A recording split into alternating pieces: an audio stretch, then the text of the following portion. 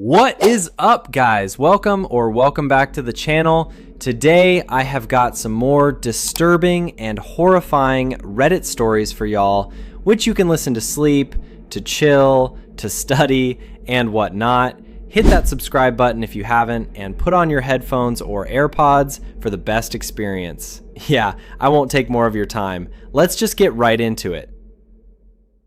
My wife is convinced that I've been replaced. Please help me. I don't know what to do. Yes, it probably sounds insane. I should start with the backstory, but God, how hard it is to remember the simple, happy times before everything that happened.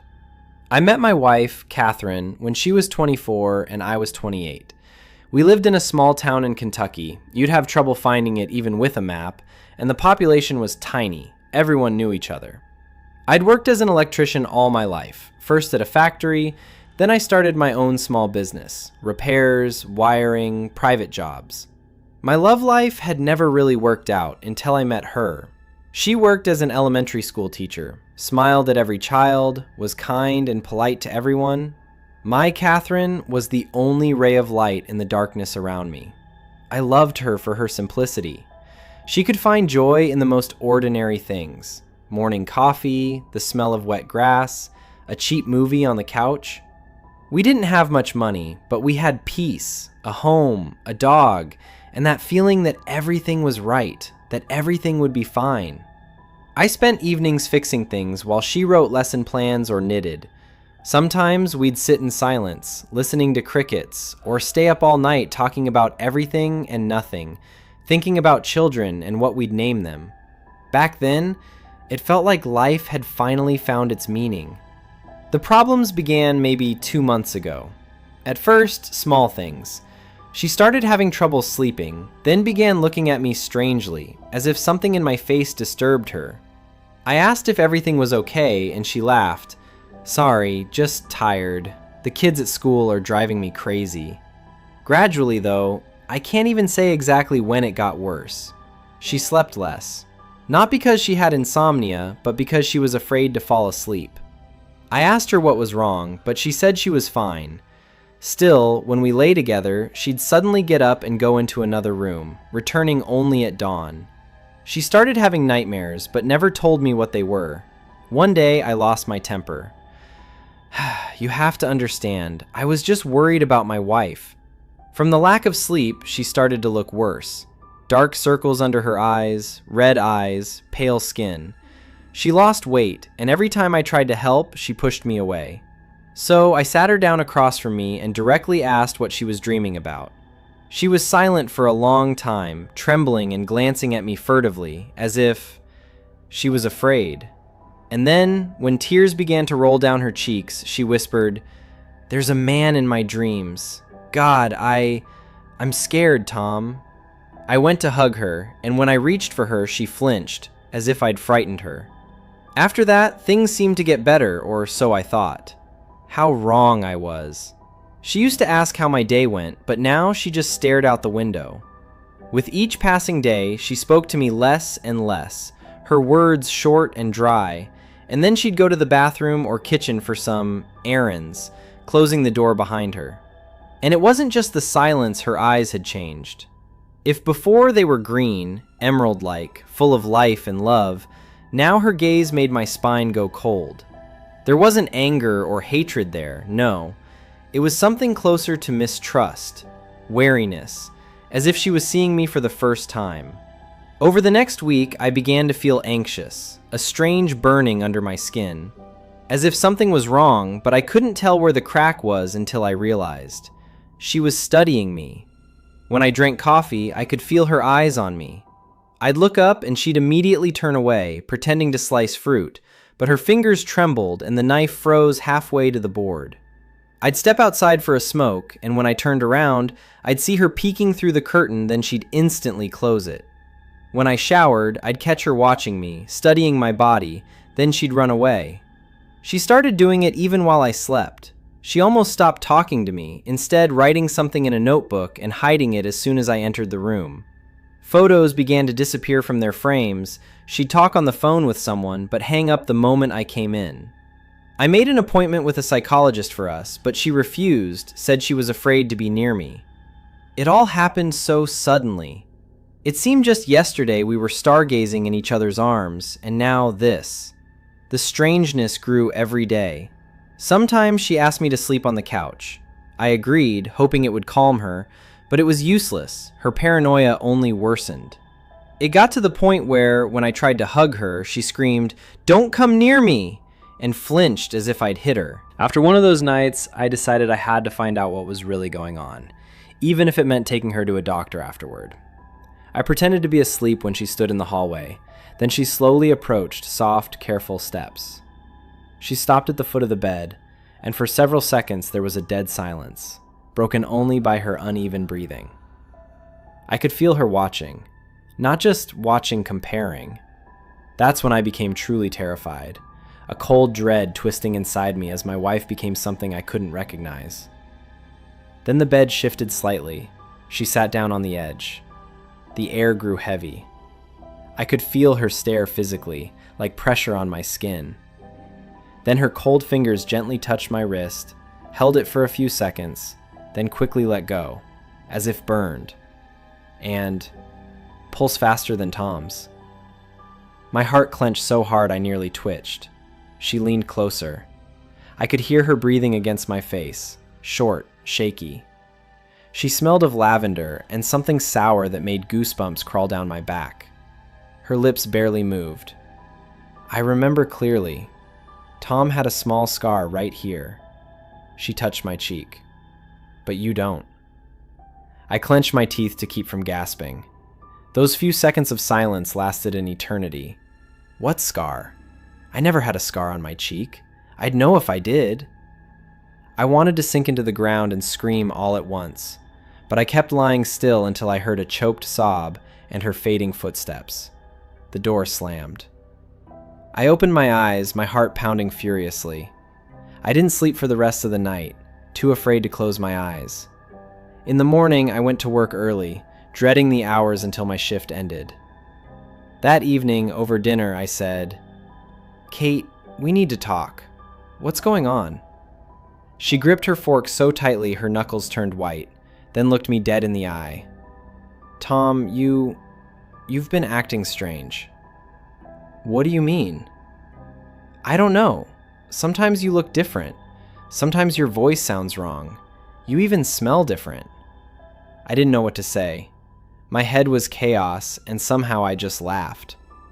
"Kate, maybe you're just imagining things." "I don't know, Tom." My eyes fell on the knife rack. There was a clean strip of dust where the largest kitchen knife should have been, the one we used for everything. Bread, meat, anything. I distinctly remembered it being there before that night. My heart slammed into my throat with a primal panic. I looked at Kate, and she was staring right at me. I wanted to speak, but couldn't. It hit me then, my wife might be planning to kill me. The next morning she left for work, and I, like a caged animal, started searching the house. I hadn't slept in nearly 48 hours. I know I should have just left, or taken her to a hospital. But she's my wife. I love her. She has to see that I am me. I tore through the apartment, frantic, desperate to find something, anything, that would help me understand what was happening to her. And I did. After about an hour, in the back of the closet behind a pile of sweaters, I found her wooden box. Old, slightly cracked. The lid was ajar, and when I opened it, a thick notebook fell into my hands. It smelled of coffee and sweat. Her initials on the cover, written in her neat cursive. My heart froze as I realized it was the diary she'd been hiding from me. The paper bent under my fingers. Her handwriting familiar, but this time jagged, shaky. The page stained with what looked like tears. He's sleeping. I stand by the bed and watch. He looks like Tom, but he's not.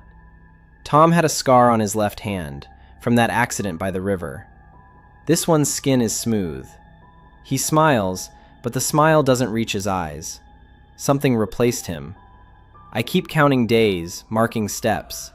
If the real Tom, my husband, is alive, where is he? A wave of nausea rose in my throat. With each page, her handwriting grew more erratic. I tested his speech. He says, "I love you," in the same tone, but without warmth, not like before. Tom smelled of vanilla, but this one smells of dust and cheap cologne. I couldn't believe what I was reading. My knees trembled. The air around me tightened like a noose. I flipped to the last page. I can't let this thing stay in our house. It wears his smile, his name. I tried talking to it, begging, but it just smiled and said all the right words. It didn't defend itself. Maybe because it isn't afraid? Its right hand twitches when it lies. I could have killed it today, but for some reason I couldn't. I know I have to. For Tom. I won't let some monster wear his skin. My hands were slick with sweat. My whole body was sweating, even though the room was cold. I placed the diary on the bed and sat down, trying to process everything I'd just read. An accident? God, she was exaggerating. All that came out of it was a concussion and some bruised ribs. I stayed in the hospital for about a week? Yeah, 7 days. Then my phone rang, making me jump. It was Sheriff Martin, a kind old man I'd known for years. "Tom, everything all right over there?" Catherine called, said someone's living in your house pretending to be her husband. I froze. "What did you say?" "Says you're not you. I've known her for years, always seems stable. Domestic quarrel, huh?" "No, just stress. She's tired." Evening came slowly. I sat on the couch, elbows on my knees, looking at an old photograph, the one that used to sit on our mantel before all this. Catherine and I by the lake, smiling, her arms around me. The sun so bright that day we had to squint. I stared at us, at the little details, her blonde hair catching the light, her hand around mine, the green shimmer in our eyes. It felt like a lifetime ago. When the door creaked open, I nearly jumped. My wife's, if I can still call her that, steps were slow and tired, her bag thudding softly to the floor. She looked exhausted, her eyes red, her hair a mess. I stood, holding the diary. "Kate, we need to talk." She looked at me warily, like a trapped animal sensing a snare. "What's that in your hand?" Her voice was even, but something trembled in it. I found this. I need to understand what's happening," I said, showing her the diary. Catherine froze. For a moment, I thought she'd break down crying, but instead, she slowly stepped closer, looking straight into my face, her cold breath brushing against my skin. "So what did you figure out, Tom? That I'm crazy? You think I've lost my mind, don't you?" "No, you wrote that I've been replaced, that I don't have a scar." She turned away, her lips pressed tight. "Tom had one. We even joked it made him look tougher." "Listen, sweetheart." I took a step closer, a strange knot tightening in my gut. "I'm the same man. I remember everything. How we met, the candles at our wedding, how you laugh when we watch comedies, what you said about that stupid show when we finished it. I remember everything, Catherine. It's me." She stared at me, unblinking, her shoulders trembling as if she were freezing. I looked into her eyes, and there was something there, pain and horror mixed together, as if I stood before her as someone both familiar and wrong. "You say it like you've rehearsed it," she whispered. "Because it's true." I stepped closer, my voice cracking into a shout. "What do I have to do for you to believe me? What?" Catherine said nothing, just breathed heavily, like she was fighting herself, staring into my eyes. Then she suddenly backed away, step by step, toward her bag. I didn't realize what was happening at first. She bent down, as if for a handkerchief, and in the next moment, I saw the glint of metal, a knife, the missing one. "Kate," I breathed, disbelieving. "Catherine, put it down." "Stop! Stop pretending, you monster!" I managed half a step toward her. She raised her hand. At first, I thought she was only threatening me. Panic tightened my fists. I wanted to yell, to grab her shoulders, to make her listen, but then, a strike.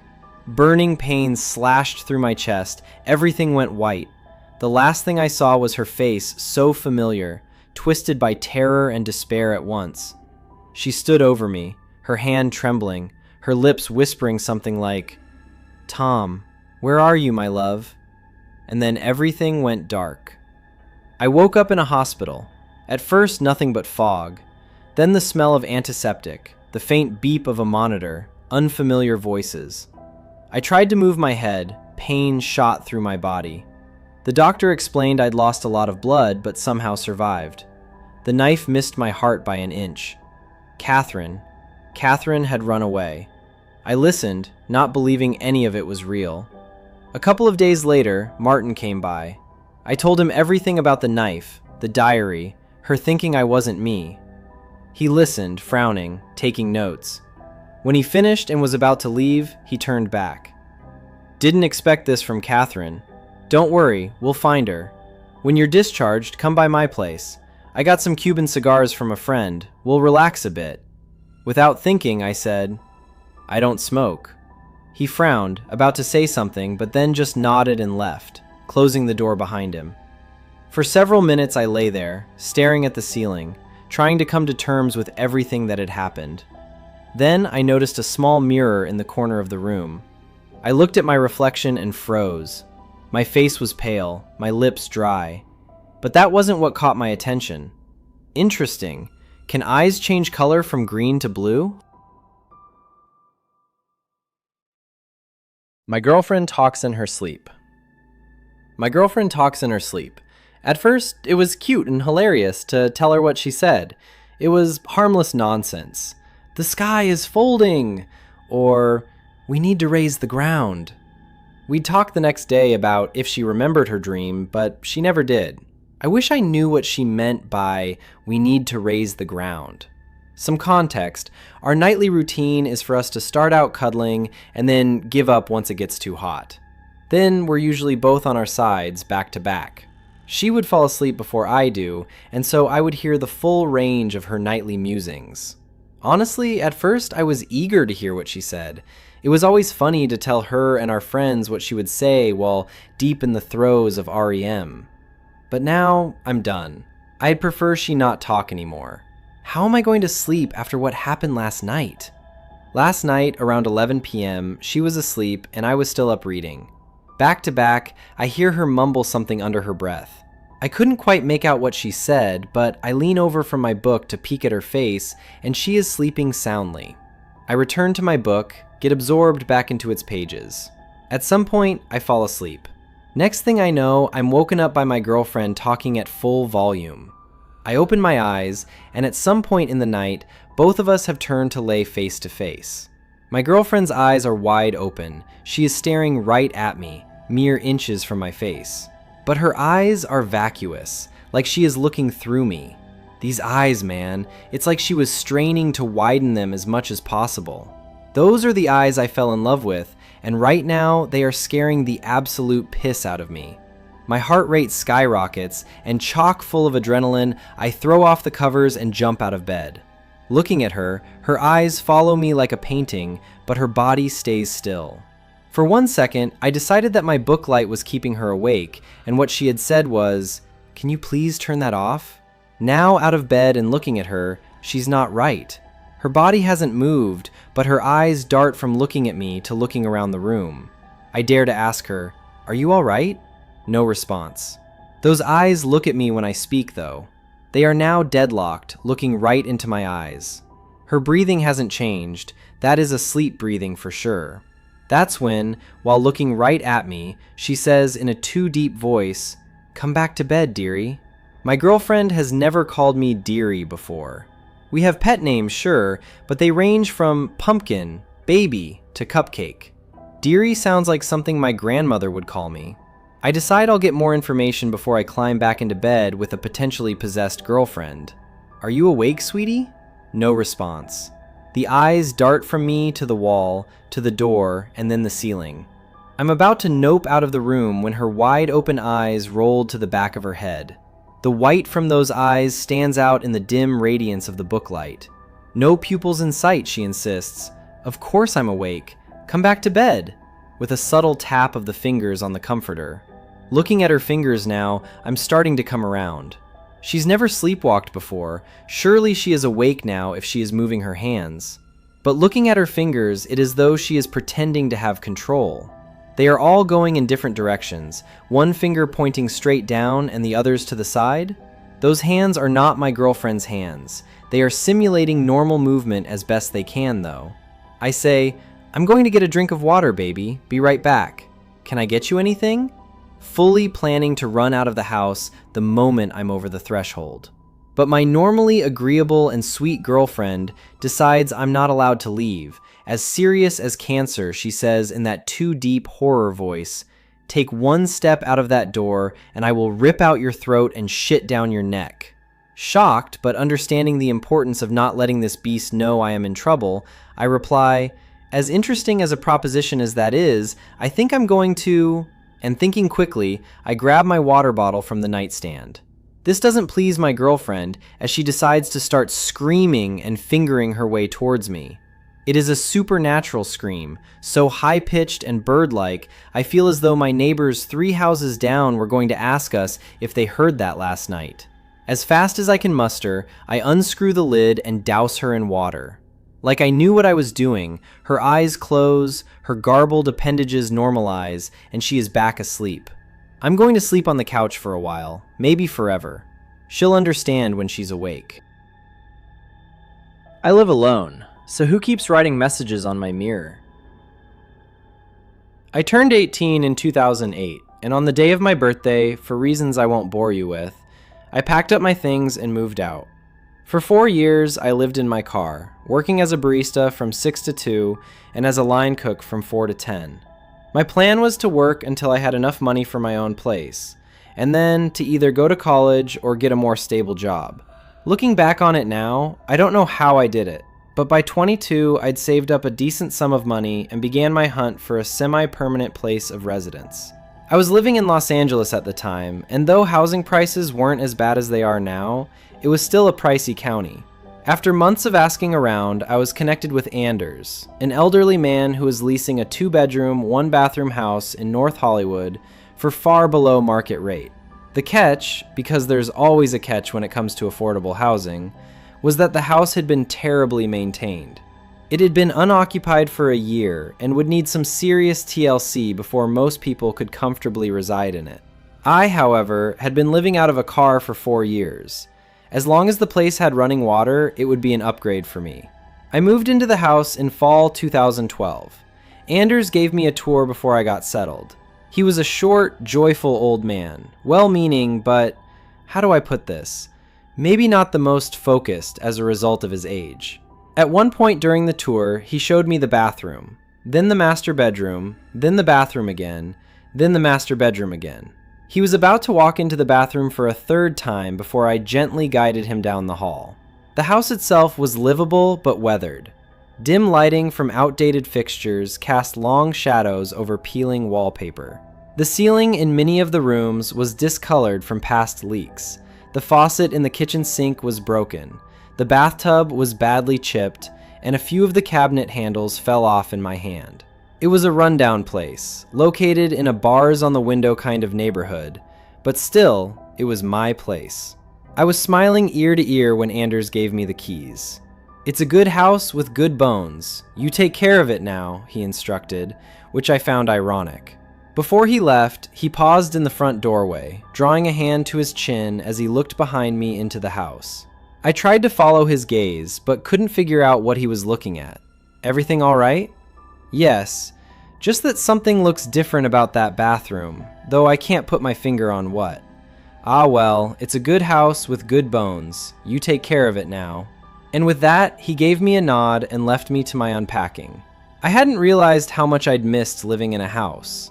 I didn't care how run down the place was. Just having an accessible bathroom and a full-size mattress to sleep on made me feel like a king. After I'd spent a few days cleaning the place up, I invited my sister and her fiancé over for dinner. I'm sure it sounds stupid, but my newly acquired ability to host company made me proud. In no time at all, I'd comfortably settled into my new home. That evening, after saying goodbye to my guests, I took a shower. The bathroom lacked a traditional above-the-sink mirror. Instead, it had a wide, full-length mirror mounted on the wall to the left of the vanity. When I exited the shower and stepped up to the glass, raising a hand to wipe away the fog, I noticed something odd. In the condensation, right at my eye level, was the word hi. I didn't know what to make of it. Somehow, the letters seemed intentional. It was hard to pass off as simply the way the steam had settled. My sister had been in the bathroom just before she left. Maybe she had written the word on the mirror with her fingertip, and the steam had only made the letters visible after my shower. I almost texted her about it, but the message seemed ridiculous when I typed it out. Paranoid, even. I wiped the mirror down and turned in for the night, and soon I forgot about it entirely.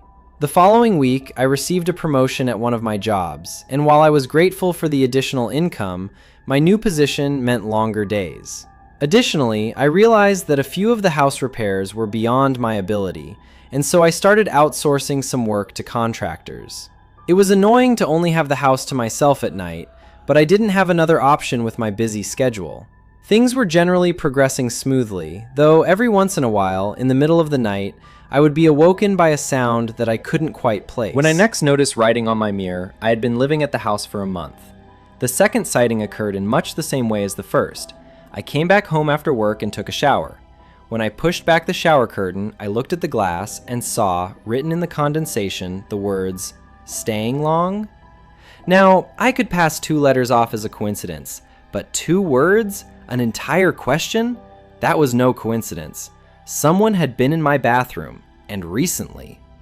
I had contractors in and out of my house all the time, so one of them could have written the message. But why? I got dressed and put a hand on the bathroom doorknob, about to go back into my bedroom, when it occurred to me that whoever had written the message might still be around. I slowly cracked open the door, peering down the dark hallway in one direction, then the other. I listened very carefully, but heard nothing. I walked around my house, which didn't take long given its size, and looked for anything out of place. All of my doors were locked, all of my windows were shut, and none of my personal items had been disturbed.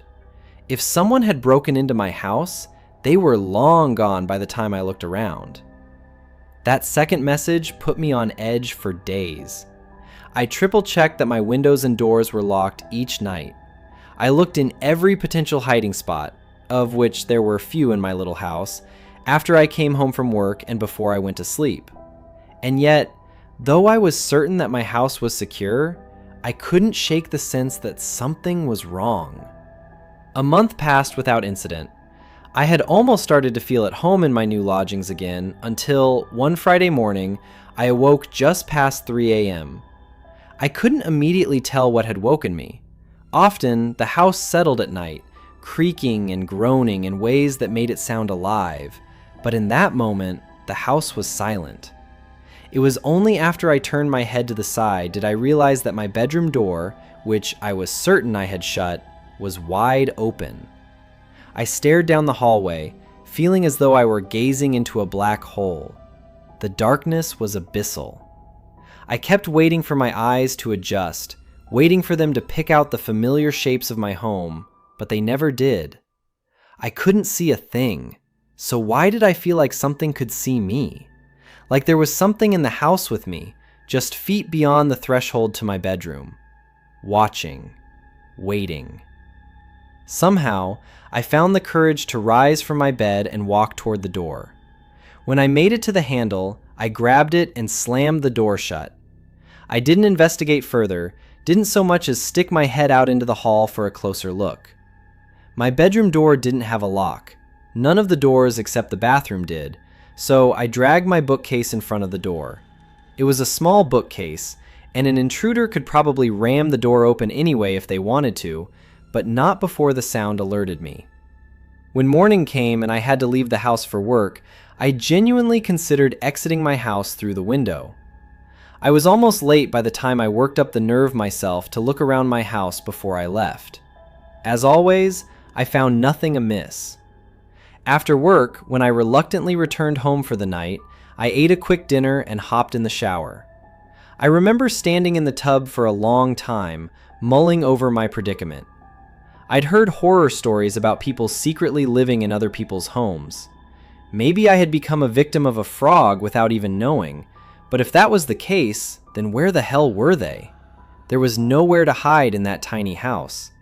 I'd torn the place apart multiple times by then, checking every cabinet and closet. The inside of the house couldn't be accessed from the crawl space, and the air vents were too small for a person to fit in.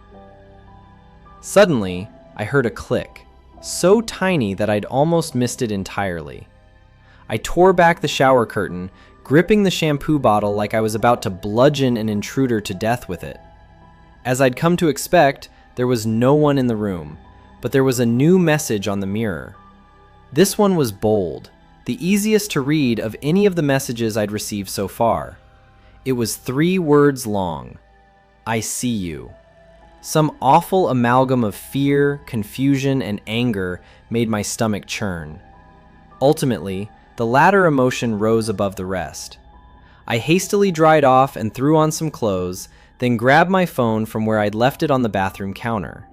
I punched in Anders' number and glared at that damn mirror as I listened to the phone ring again and again. I'd started to think it was too late for him to be awake when he suddenly picked up. He started to ask me how I was faring in my new lodgings before I cut him off. I need you to tell me if there's some way that a person could be getting into the house, I said. Every night I check every window and door. I check every cupboard, closet, and cabinet, and still things are amiss. You need to let me know if there's some entry point that I'm not aware of. Anders didn't seem to entirely understand what I was asking. What? What's getting in? You let me know if you're having rat troubles. My last tenant before you had rat trouble sometimes. Yeah, sure. I've got rats. Besides the doors and the windows, how could they be getting in? Well, there's the vents, of course, and there was a chimney once, though we had it sealed up a good long while ago. And there's also the crawl space, of course, though I'm sure you've already poked around down there. Though I knew the home had a crawl space, I'd never had much reason to investigate it. I was never able to find the entrance, even after ripping up all the carpeting in the house. Likely, hardwood had been installed over the access door, making it an unlikely point of entry for an intruder. How do I get down to the crawl space? Yes, you should give the crawl space a gander. I barely stopped myself from smashing the phone into the counter. I plan to. Where can I find the entrance? That'll be on the floor of the bathroom closet. I looked around the room. Surely I'd misheard him. Either that or he was confused again. What? I know, it's an odd place for it, but it's only there because that room didn't always used to be a bathroom. The bathroom doesn't have a closet. Sure it does, just to the left of the vanity. I looked at the mirror, at that long, oversized mirror. I'd always found it odd for a bathroom of that size to have a built-in floor-to-ceiling mirror. What was it that Anders had said when he'd first visited? That something had looked different about the bathroom? Setting my phone down next to the sink, I stepped up close to the glass. I spent a few moments feeling around the frame, looking for a latch. Then I grabbed a portion of the right side of the frame in 2 hands. After one hard yank, the mirror swung open like a door, revealing a large walk-in closet. Anders was saying something on the other end of the line, but I was too stunned to answer. There was a square-shaped hole at the back of the closet, which I assumed led down to the crawl space beneath the house. The closet floor was littered with all kinds of trash, filthy sheets, fast food containers, beer cans, and, I realized, some of my own items. Little things I thought I'd misplaced. A sock, a toothbrush, a comb, and a small, framed photograph of me, my sister, and our old family dog. I crouched down to pick up the photo, perched in the doorway as I studied my younger, smiling self. I heard Anders saying my name over the phone. Except, the voice didn't sound much like Anders at all. It was too deep, too clear, too close. When I looked up, a man was peeking out at me from the hole in the floor. He smiled at me, his eyes wide and pupils blown, his smile so wide it looked painful, and his hair long and matted. He was only visible from the neck up, and the harsh lighting made it look like a disembodied head was grinning at me from the back of the closet. Horrified, I rose to my feet and ran. I didn't stop running until I made it to my car, which I promptly drove to my sister's house. The next day, I drove to the police station to file a report. An officer met me at the house to check the scene, and I showed him the hidden closet, which indeed had an entrance to the crawl space. My best guess was that the intruder was entering my crawl space from the small door on the side of my house. He'd likely been squatting in the house during the year in which it sat unoccupied, and when he saw it was being prepared for sale, he had disguised the closet door so as to keep a little room for himself. Why he decided to stay, or why he was leaving me messages, I can't say. From his actions, and from what little I saw of him, I think it's safe to assume that he wasn't of sound mind. Unfortunately, the man was never found. For all I know, he's still in that same neighborhood. Hell, he might even be in the same house. I moved across the county afterwards and have lived in studio apartments ever since. The thought of living in a big house with all those rooms and corners and places to hide gives me the creeps. It's not just houses that the incident soured for me, but mirrors as well. These days, when I visit a friend or stay at a hotel, I always have to carefully inspect the bathroom mirrors, shining a light directly into their faces and tapping a finger against the glass. Because the worst detail of the whole ordeal was that, when revisiting the bathroom with the police officer, I stepped into the old closet, closed the door, and looked into the mirror. Instead of the mirror backing, I saw the officer's face on the other side of the glass. Alright guys, that's it. Time to wrap up. I could only do 3 stories today because I have been working on multiple projects right now, but don't worry, next uploads are going to be insanely long, so make sure you're subscribed, and thank you so much for staying till the end. I love y'all so much. Please stay safe out there, and yeah, peace.